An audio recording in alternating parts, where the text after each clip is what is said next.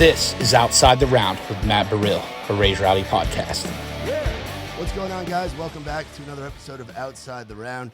Today, I got my homie, Tayler freaking Holder. What's going on, man? In the building. Dude, thanks for coming. I heard it was a wild weekend on the road with Mr. Chase Matthew. Man, to say the least, it was crazy. First two shows of the year, not disappointed at all. The way the weekend ended was disappointing, but that's for whatever, you know what I mean? We'll take that with a grain of salt. Where were the shows at? The shows, we had one in Knoxville at the Mill and Mine, so that was our third time playing that. Love that room, bro. Bro, it's so sick. Now I got to go headline it myself because we played it. We played it with Dylan Scott. We played it with Cameron Whitcomb, and then just did with Chase. And then we did Pittsburgh. And I traveling the world and like playing the songs have been kind of like surreal to me because like I would have never thought like that many people like country music in Pittsburgh. And like or like we did a show in Jersey, like at Jinx Club, like right on the shore, and like packed it out. That used to be my old stomping grounds, bro. No I used way. to help out with those Wednesday night, that series that you did with Thunder 106. I used to help with those shows back in like 2016, 2017. It was so wild, like to just see like how many people love country music in the places that I just never would have thought as well. But then on the way home, all of our like rods in our hub like just completely just snapped and sent us just like drifting down the highway, and about lost the trailer. Couple $1,000s later, still didn't get it fixed, and we just decided to leave it there. And I called my buddy, and Z went and picked up a Sprinter and drove 4 hours to come get us and drove us back that night. I've been there, bro. I've been there. I've been to where it breaks down when you're leaving town, and then you got to go rent a U-Haul or another truck, load the gear into a box truck, and follow the bus, dude, to wherever you go. We've had one really bad experience. Like we were like, how can we look at this as a positive? And the positive that we took away from it was we were not headed to another show. Yeah, because we've been on the way to a show and that happens, and when you're in the middle of nowhere, can't get a rental car, you can't get picked up in an Uber on the side of the highway either to go get to a location to rent a car.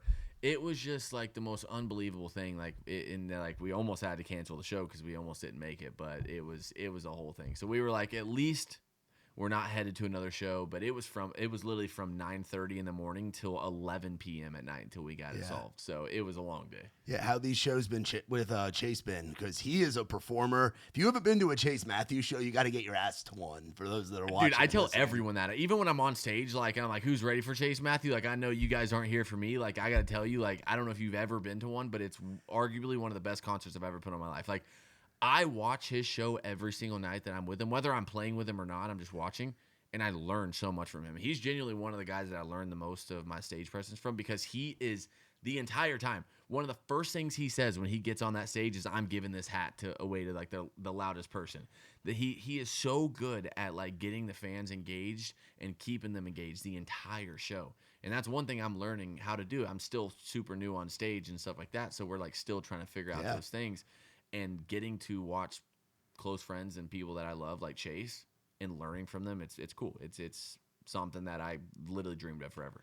Yeah, man. And I've gotten to kind of watch you grow through Tailgates and Tall Boys every year, and getting to see you do different things around town. And the past few years, transitioning from just doing the social media aspect of entertainment to writing songs, getting out there and playing them for people, most of all recording them, that's got to be a wild thing to have gone through.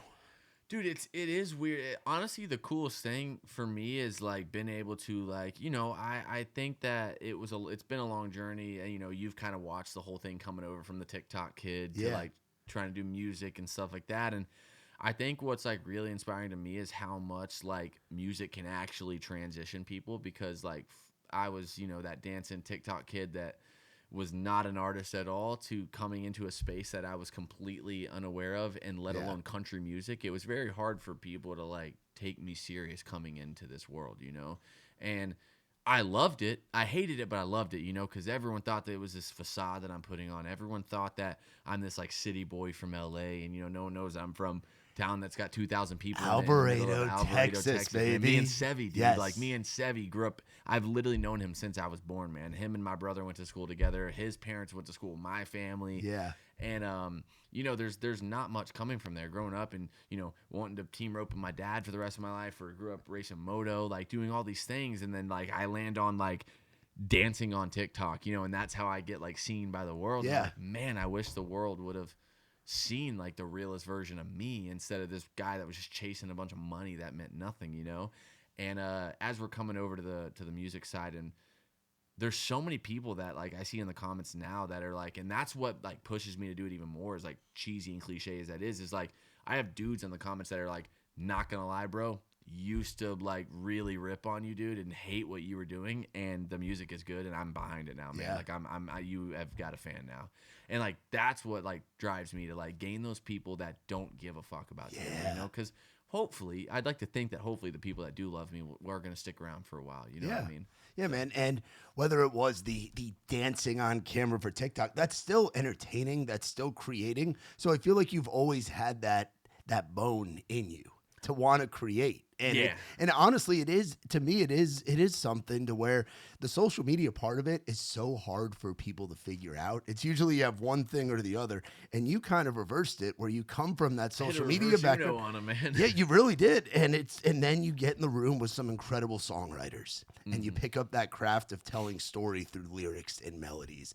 And you already knew how to be in front of people from doing interviews and dancing in front of people and doing the stuff like you talked about. Yeah. So getting on stage had to feel, what was that like, getting on stage for the first time as Tayler Holder, the country singer? It was the scariest thing in the world, because I did do like Whiskey Jam and stuff like that. But like my first like actual like on stage moment, I'd like to say, is like we did like a couple of our own little like one-off shows just to get our feet wet. They were smaller rooms, but was the Dylan Scott tour. Yeah. And we kind of got thrown into that really fast, and like it was literally just me and my best friend John. Like he was my content guy, and like that first day I remember it was extra like scary because like I had already had a good relationship with Dylan. They were already good guys, so I wasn't worried about like that side of stuff. But everything that could go wrong day of like the first day of tour, everyone's like getting all their things like situated and stuff.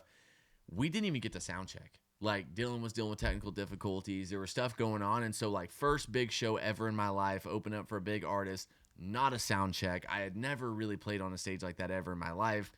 Everything was just like, I'm like, this show's about to go to shit, guys. Yeah. Like I was like, I'm about to really make a fool of myself. This is going viral for sure. And people are never going to come to a show again. Yeah. And man, it was a bunch of trial and error, and I will say that Dylan is like some of the like the very few that like put his arm around me and was like helping me like line by line of like what could really help sculpt what we're doing. And they were a big help to John, because John was like, when we got there, they were like, or leading up to it, it was like, tour manager, this, that, and I was like, I was like, I got my mom's right here, like, you know what I mean? Like we had no idea what was going on, dude, And John had this idea of like, hey, dude, I want to try to do this. I want to try to like take over more of what we're doing here, and da-da-da-da. And I was like, I got no one else to do it, so let's try it. Yeah. And that's kind of where it all started for us. So That's awesome, dude. Yeah, and Dylan Scott's a great guy to look up to. And funny, you were talking about Jenks earlier. My first time seeing Dylan Scott was 2016 at Jenks Club. no way, Yeah, dude. almost 10 years ago. Did he, at Jenks how many Club. people did he put in there? I mean, it was a lot of people. Oh, was it still good? Oh, bro. Dude, it was hell yeah. early on, man. Early on. I always Dylan love hearing Scott. stories of like we played cruisins like a couple Yeah, times, right? shout And out it's to like, Wayno. Wayne and Austin, man, dude. I freaking Best. I love Peoria, Illinois. You know those, dude, they're like the prime example of the dudes that like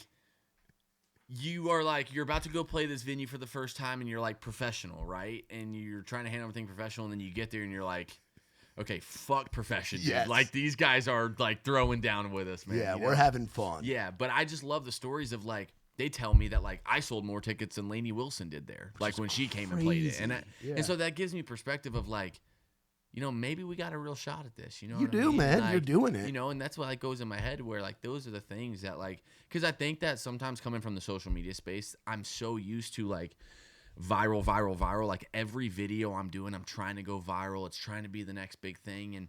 And I think that like when I came to music, that was a big setback for me, because it's so much different, man. There's people like that are getting 5,000 likes that are selling out thousands and thousands cap rooms. Like, you know what I mean? Yeah. That are like hard for me to do. And I have 20 million, right? It's just because it's such a different space. And that was a really big like news flash to me and a reset, because I come over here thinking like, I got a platform. Maybe this will be easier for me, right?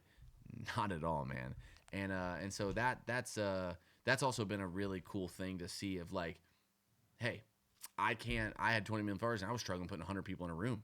And it all comes down to just like the quality of the music, the quality of everything. And there's a difference that I've learned, and there's a difference between followers and fans.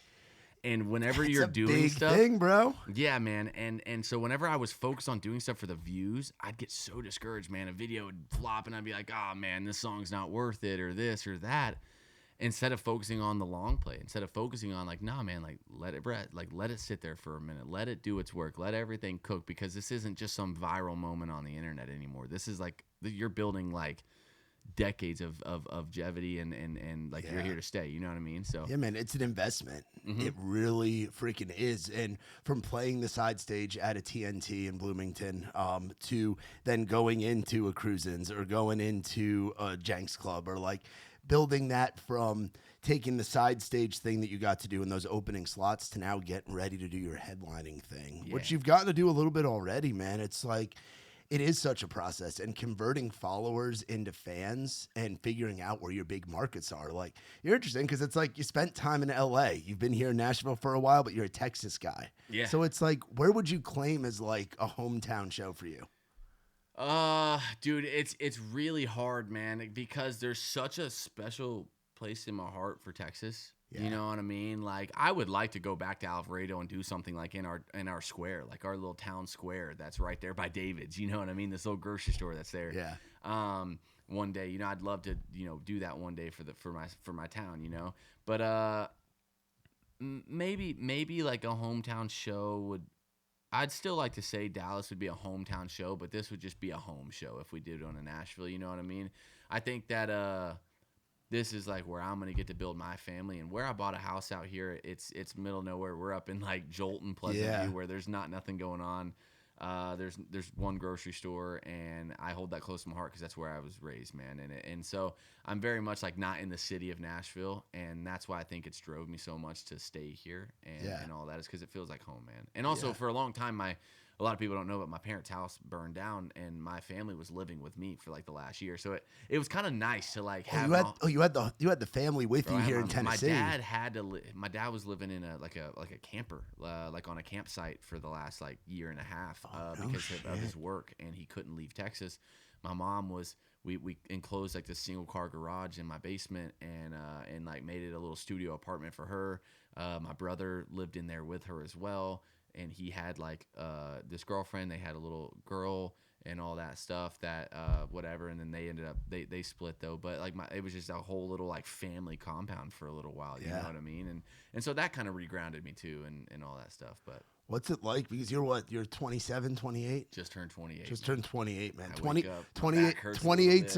Take it from a guy who just turned 31. 28's a good year. Is it? It really is. A lot of good shit happens. I'm glad to hear that, because I'm not gonna lie. I turned 28 and I woke up and I was like, holy shit, I'm actually almost 30. Yeah. Like I feel like the 27 was like, yo, I'm like still kind of mid 20s. Yeah. And then like just the immediate switch to 28, I was like, bro, I'm like actually almost 30. Like I'm like actually almost there. And it kind of freaks me out because I feel like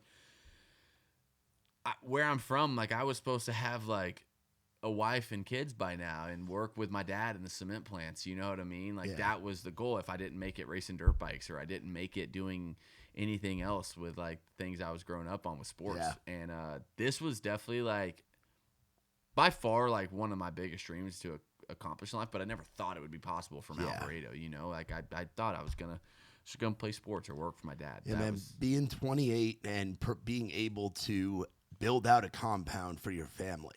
That's a real testament to, one, your character, and two, all that you've gotten to do in 28 years on this earth. Dude, not many guys or girls would be able to do that and be able to take their family in and give back to the people that raised you in the way that you did, I would man. Do it 100 times over as well, because like I can't speak for a lot of other people's stories, but my story is truly like if it wasn't for my dad and my mom, I would not be anywhere where I'm at. We didn't come from money, but my dad, you know, always did very well with getting by, and you know, there was a moment where like when I moved out to LA to go do this stuff, like they were about to sell their house to be able to keep me out there, you know, to keep pushing everything. And my dad was, you know, my dad's like old school, like country, like doesn't Texan, proud dude, like, Texan. He's like that gummit boy now, like he's like super, like you'd see my family, my brother, like they all talk the same, and you would think I'm fucking adopted, like straight up, man. And like my dad didn't understand any of it when we were getting started. Like he wanted me to race dirt bikes, he wanted me to stay in the training facility, he wanted me to do all that stuff. And when I went out there, he was like, I want you to stay here, but like go do it, bub. Like go do what you got to do. And him and my mom, like my mom was doing hospice for 20 years. She eventually stopped that to raise us and then started working with my dad to help make money to keep me out there and everything. My brother works for my dad as well. So it was like a big like family business that they just kind of devoted their whole life to helping me do what I wanted to do out there. And so truly, like I would go broke 100 times to help them and make sure they're safe because they did that for me. So what's it like going from being an 18-year-old town of 2,000 people with Davids in the town square going out to LA? Truthfully, I would have, after I've done it now, I would have rather stayed in Alvarado, man. I guess like I'll take it with a grain of salt. You know, I think it taught me the most valuable lessons of my life, and it's made me what I'd like to say, like a pretty solid, like young man, and what I'm growing into. I'm so far away from where I want to be in my walk with God and stuff too right now. But like, I think that like I would just not be anywhere where I'm at mentally, physically, everything if I didn't go out to that shithole of a town and do what I did. But that's a part of it, man. That was a part of what God wrote for me. That was a part of my testimony. That was a part of everything. And I think going out there, I had a lot of the wrong ideas, just like anyone else did. Like I was a 15-year-old kid that started on Vine with all those other Vine kids, and I was telling my mom, I was like, I'm going to go to LA and be famous on the internet. Like I had no real intention to build any career, no real intention to build any like sustainable business. All I wanted to do was be famous and rich. Like that was like in my eyes. Yeah, you're also between 15 and 18 years old. Yeah. We don't fully know what is going on in the world. I had no idea about responsibilities, dude, man. Yeah, nobody does at that young age. Seriously. And you know, it was a newsflash, man. It was a culture shock. It was everything, dude. You know, you come from a small town where everyone knows everyone. It's holding doors open for people. It's yes, ma'am, no, ma'am. Yeah. It's like you just would do anything to help one another for $0. And you go out to a place like LA where like it's very like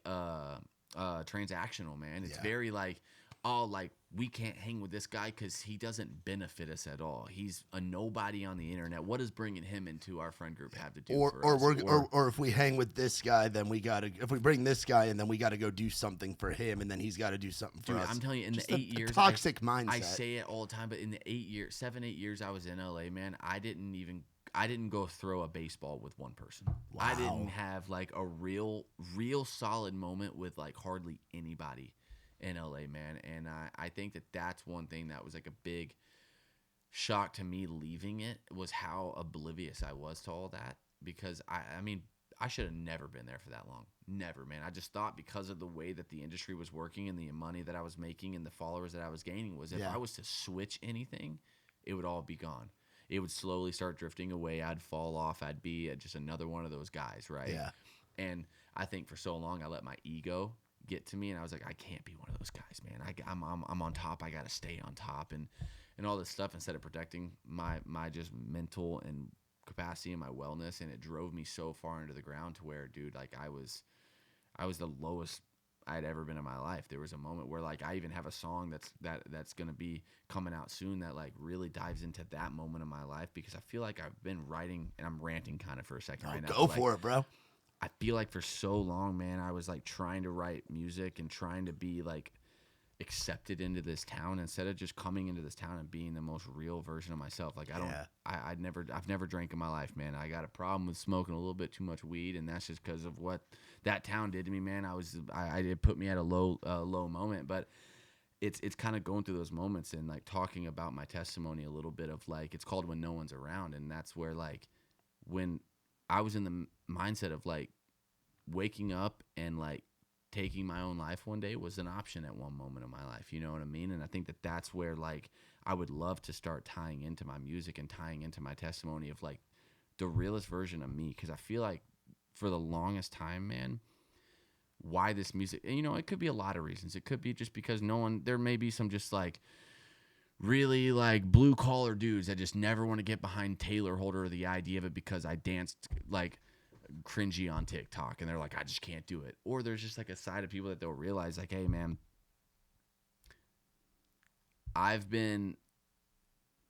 there's like a lack of authenticity, I feel like, for so long with my music, with my career, with everything about me that never really, I guess I would say, like, just showed like the version of Tayler that people I feel like if they like, I want people to like be like, oh, I could share a beer with that guy even if I don't drink. I feel like if I like spent a moment with him and heard him out, like I would like actually like this fucking dude, you know what I mean?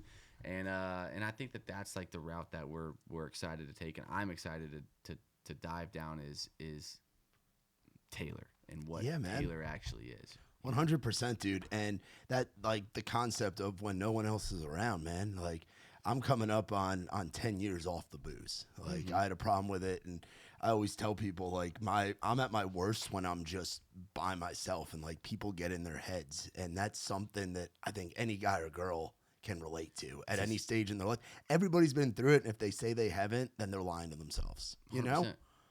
They're like denial. Like denial is the first sign of like depression. Honestly, is what I had found too for myself was like, and that's why like that title is so meaningful to me, because even like like what you just shared is like, dude, I can't speak for anybody else, but what I do know for myself is everyone's always like, Tayler, man, you got to clean house, dude. You got too many people around you always. And I'm like, I know. And I say I know because, like, realistically, like, I know that I need to. I know that all these people around the Tayler Holder group are not all there for me. They could honestly probably give a fuck less about me. You know what I mean? But, like, what they don't understand in my own head is, like, the reason I smoke so much weed, the reason I surround myself with all these people, the reason that I've lived the way that I've lived, and it's hard to get out of that cycle, is purely solely because – for me, it sounds so like soft, but like when no one is around and I'm high or I'm not high or whatever, like my mind goes to the worst moments that I could possibly be, and I don't know how to escape it. Yeah. And that's what that record is about, is like it's almost like kind of asking for help, man. Like the top line of the chorus is like, when no one's around, I start to drown, like with life, so throw me a rope because I only know of one way out. You know what I mean? It's like there's like this moment of like just grief when you're sitting with yourself, man, and there's not a single thing but every type of noise going on in your head of like the devil trying to attack you, man. It's the scariest position I've ever been in, and that's why I think that I surround myself with the people that I do, and so many people, is because I can't be alone. Yeah. And I'm working on it, man, and everyone's like, Tayler, have you ever tried talking to someone? And like for some reason, me and talking to people don't go together. Well, you know what you can do? You know what you're talking to? You can talk to your fans and talk to the world through your songs. And that's what I rely on, and man. That's what you can use the songs that's why for. This record, man, like whether it's just for myself or for everybody that I know needs to hear it as well, I'm so excited about, because it's the first real song that I've put out. And I'm just excited for the world to hear it, man. Yeah, man, that's freaking great. Tell me about Pieces, man. Dude, talk about Peace, the new one you just put out, man. Because that's another one where I'm like, we're starting to see that was kind of like the start, man. Yeah. Like, and that's what kind of turned the page for me too, because I was like, dude, we're in music, man. I'm always gonna write breakup songs because people need breakup songs, man. You know what I mean? Whether I'm in a happy relationship or not, man. I also want those songs that people can just apply to their life, whether it is truthful to my story or not. But I was writing and releasing all these songs. You know how the music industry works. Like a lot of these songs that we released were written like a year and a half ago, and they've just been in the, I was releasing a lot of like breakup songs, and I'm like very clearly in love, man. And obviously, which congrats on, man. Thank you, man. And y'all got something special, dude. Thank you, bro. I obviously had sat down and wrote. I've tried to write a lot of songs about her, but like I didn't want to just put out another song, like that was just like I love you so much. You know what I mean? Like I really wanted it to like hit home, man. I wanted it to be a home run. And when we wrote this song originally, it was like 4 on the floor, dude, like freaking going. It wasn't even a piano ballad at all. And we ended up like messing around and just stripping everything back. And we were like, oh my God, boys, this might be it. And I mean, I went there. That's where I went, dude, was the place of like, hey, dude, I am this beaten up, broken individual. I am someone that does not deserve this person. I am someone that like is literally telling her, hey, you should probably just turn around and walk right the fuck back out, because you're going to end up broken just like anyone else I've been with in the past, and you don't deserve that. And I think that with her seeing the version that everyone loved to talk about and not have good things about, and deciding instead of following that bandwagon of hopping on a bandwagon of like F Tayler, it was like, no, I'm going to stand by that guy, because that's the version of him that I fell in love with. And I see such an amazing version. Like, she's broke this down and told me it. And that's what like just completely changed my idea of like, I was dead set on like, love is probably not a real thing anymore, man. With the internet, with everything, dude. With your life, bro, I'd imagine it's a pretty dude, difficult and finding thing. someone that really understands it, and I feel like it's a lot to ask sometimes, because like it's truly almost like impossible, or it's very hard to understand this lifestyle, man. It with the way that there's just people that always either love you and throw themselves at you, or hate you and try to sabotage everything you're doing in life. It's really hard on both parties, you know what I mean? And to find someone that can not only like, I guess, like deal with that and not even understand it, but just handle it and sit right there with me and be like, hey, I trust you. I'm here with you. I got you. That it's one in a million, man. And walk me through the fire at the barn. Oh, because I saw that video, and I remember I texted Tyler and was like, "Are everybody okay?" Like, yeah, dude. What a chaotic moment. Well, I'm first sure that off, all like was. shout out to like my guitar player Tony Gentili, and then John too, because Tony, luckily by the grace of God, had pulled up right as the fire started. So like my driveway like wraps around my house, and then you pull up to the front of my house, but like you could see my barn in the background back there. And he had pulled up, and instead of coming in right away, he sat in the car for like 15 minutes on the phone with his dad. If he would have came in right away, I always think about those things is like, what could have happened if it didn't happen the exact way it happened, you know? He sat in the car. He started seeing some smoke back there, and we're always burning stuff, bonfires. We're renovating the house. We got wood to burn, whatever it is. And he thought, oh, they're just having a fire. Well, the black smoke started getting bigger. He was coming there to talk tour stuff with John. John eventually went out there and was like dancing in the driveway, like being just, you know, we were just fucking off. And we were packing up our stuff to leave to go to Tractor Supply to get more stuff for the barn and stuff. And all of a sudden Tony's like, hey, John, like, I don't know if that's supposed to, it looks like there's a fire over there. And we were already filming and capturing something. I had just hired a full-time videographer to capture my life and document everything. And literally, like, one of the first days on the job, this happens. And John comes running inside, busts in the door. And, like, this is how you know our friend group is, like, great but not great. He runs inside and is like, the barn's on fucking fire, dude. Like, get out here now. And in my head, I'm like, yeah, right, dude. Like, the way I just didn't believe him, because that's just how our friend group is. But I did see, like, a genuine fear in his eyes. And I was like, okay, well, I just kind of jog out there a little bit, and I turn around the corner, and I see the whole barn in flames. And, dude, I'm like, gone, dude. Me and Z are cooking to the barn. Zoe's behind me. We have everyone. Like, it did seem like worse in the video for the camera guy, because, like, it seemed like he was just filming, and it was like me, Zoe, and Z. Like, we did have a couple other hands that were behind the camera that were bringing us buckets of water, doing a lot of other things as well. But I mean, dude, we got out there within 45 seconds of it starting, and that's how big it was in 45 seconds. It was... Imagine if you had been on the road. Bro, imagine Tony went inside to meet with John, and we left for Tractor Supply. I'm just thinking, like, stuff like that. And I got out there. You could see me kicking the fence in the video. The reason I was kicking it was because the fire was where the gate was to get into the goat pen. Whenever we ran out there from the angle at first, it was the goat pen that was on fire, and I thought the entire thing I thought the goats were gone, dude. And when we got around the corner, there was about a 3-foot gap in between, like, where the goats were and where the fire was. The goats had some, like, burn marks on them where they had lost some of their fur and stuff like that. But I was trying to kick the fencing because I couldn't go in through the gate. And man, we built that fence good, because I could not get that thing through. two of the goats were pregnant. I was trying to kick it open to just let them run out, you know? Tried throwing that cinder block through, couldn't get it. And I was like, I'm going in, boys. Like, baby, go in Mabel's pen the pig, and just catch them. I'm going to throw them over. Like, and I just start throwing them over the fence. I didn't want to do that because they were pregnant, you know, but I was like, they're either going to die or we're going to do this. You know what I mean? And so did that. Z's running around throwing water on it. And finally the fire department gets there and like puts it all out. But dude, that was like one of the craziest days of my life. And it turned into something way bigger than I thought it was going to be as well. Like I tried to post that just to literally say God is good, man. And like it ended up like going, next thing I know, I was on the news and stuff like that. I didn't even know it was going to be that. I just was like trying to bring awareness to it that like, man, you really don't know what can happen next. So yeah, that's wild, man. I'm just glad you guys are okay.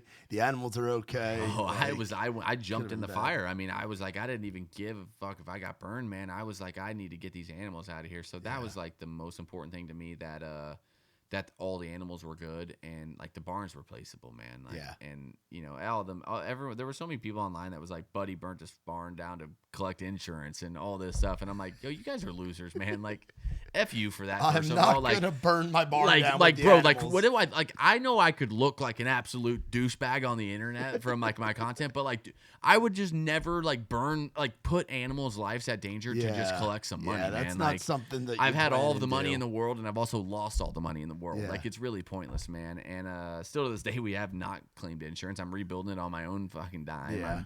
All this stuff, but that's like the part of the internet that's whatever, man. Yeah. How do you handle that? Like, you've had the comment section on your life now for 10 years. Yeah, you know, Like, I mean, how does someone navigate that? I think like for me, I think time, obviously, the amount of time I've been doing it helps for sure. But also whenever you like realize, like I kind of started to sit back like probably 5 years ago and realize that like, dude, we not only like also like we would look at these like cringy dances that we would do like back in the LA days, right? Like I feel like a lot of people kind of feel like we film these videos and we're like, this is hard, bro. Like, nah, we filmed it. Like, me and Bryce and all those guys, like, we knew what we were doing. Like, we filmed it. We were like, yep, we're definitely going to get flamed for that post. Like, we knew it, you know, because we were just, it was like, how do we get people to talk, right? Yeah. But nowadays, I'm just like, this 15-second clip pissed somebody off so much to go onto a comment section that they know nothing about. They haven't spent 1 second of a day with off of a video on a screen to go comment some outlandish stuff.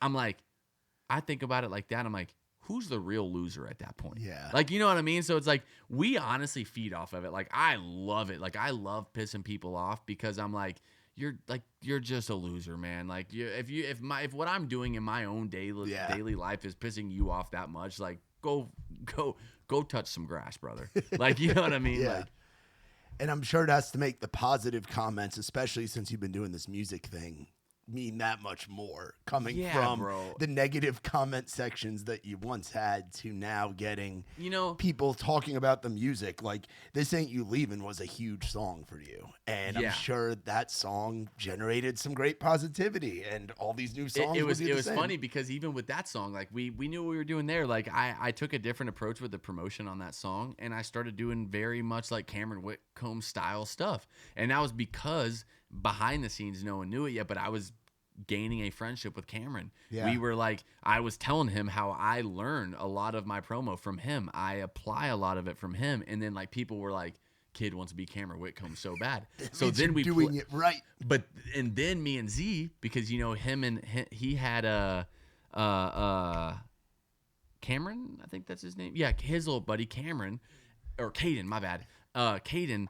And so I had little Z, and we were like, all right, let's keep doing this for the public side, because me and Cam were about to link up anyways and do some stuff together and do that tour together. So we were like, it's all gonna make sense, but like you got to trick the internet for a while, and like you know, like you just get people talking, dude. It's funny, man. It's fun. But how did little Z come into your world? Findalittleperson.org. You know, it was like Build-A-Bear, dude. You just like I was kidding.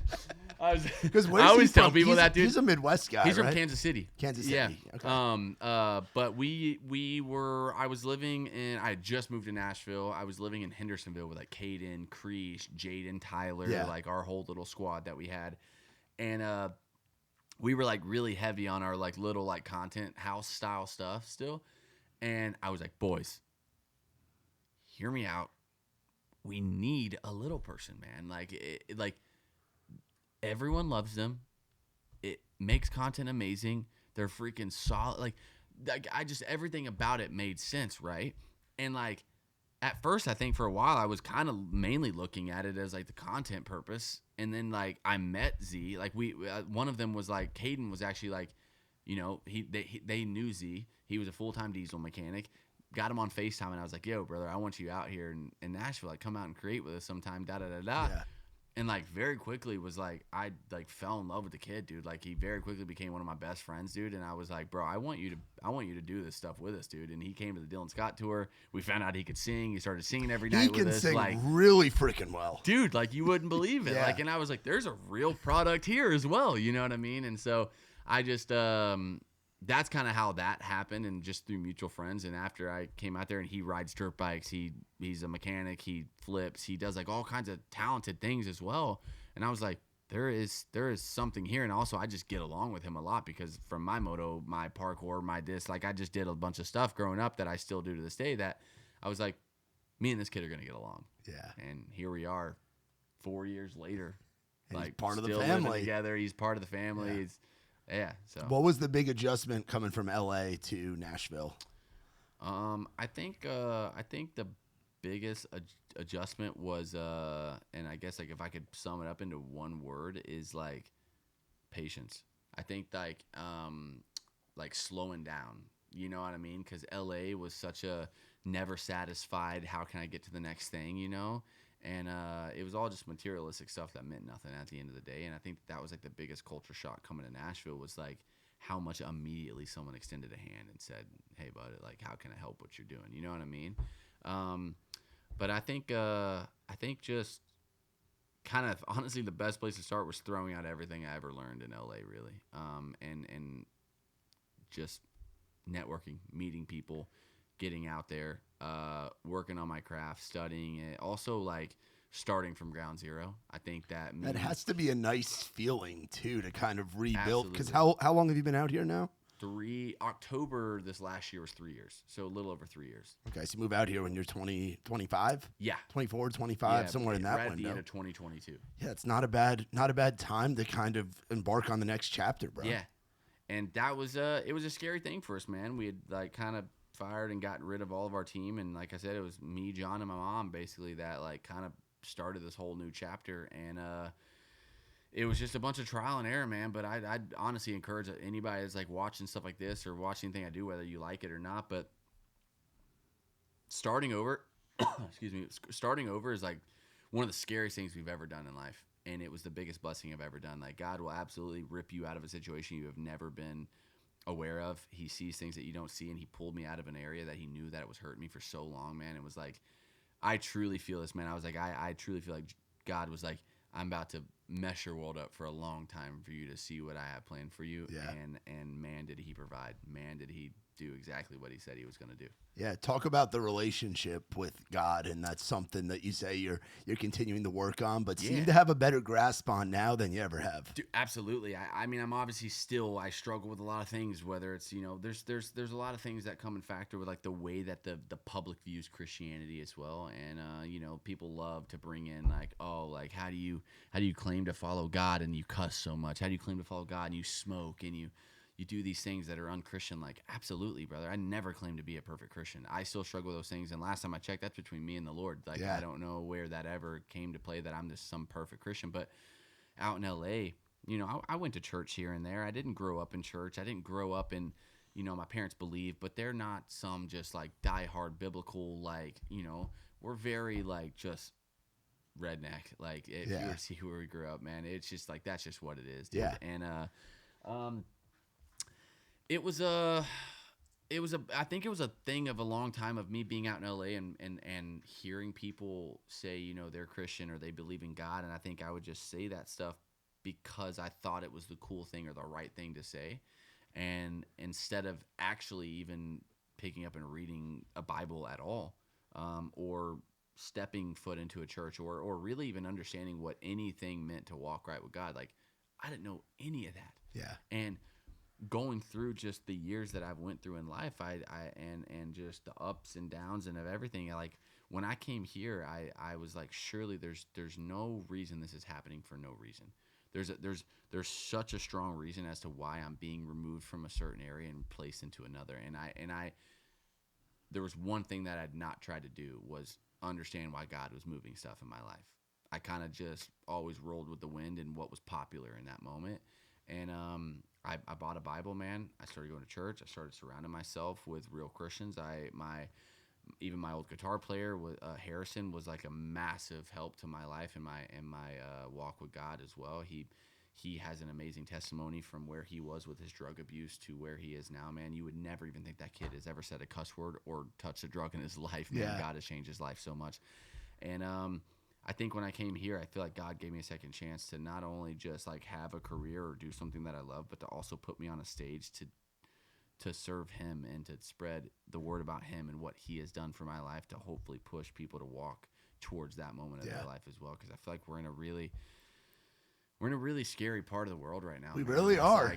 That's the truth. I wish I could like even like talk more about, not because I don't want to, it's because I truly don't feel like I know enough about it. You know, I feel like no one really knows because I feel like everything's hidden, man. I feel like everything's like, when you feel like you know, you still don't know. And when you're being lied to by the people that run all of this, it's like, what do you even, like, I'm just like, all I can do is just be the best version of myself and be the best version that like God and to people, you know what I mean? It's like kindness is really everything at that point. Yeah, man. I think about, and it goes back, I grew up a huge Brantley Gilbert fan. Yeah. And I remember, and it helped me a lot with my sobriety because he's California sober like I am as well, like you are.